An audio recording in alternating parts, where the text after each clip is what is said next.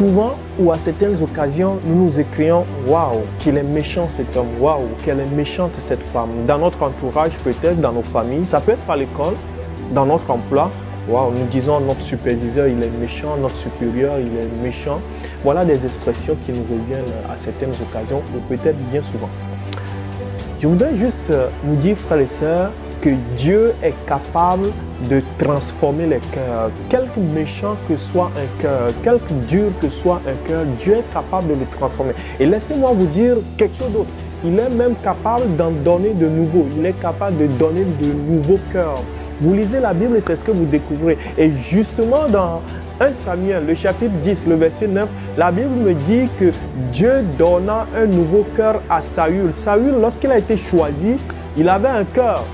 Mais Dieu a estimé qu'avec ce cœur que Saül avait, il ne pouvait pas être roi sur Israël. Et donc Dieu a décidé à cet instant précis-là de lui donner un nouveau cœur.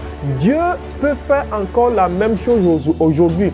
Quelqu'un dans votre entourage que vous pensez avoir un cœur trop dur, avoir un mauvais cœur, entrez dans la présence de Dieu en sa faveur et dites à Dieu, Seigneur, change son cœur. Seigneur, ramollis son cœur. Seigneur, change son cœur de pierre en cœur de chair. Ça peut être votre superviseur, ça peut être un membre de votre famille, ça peut être quelqu'un d'autre, un mari peut-être, ou encore une femme.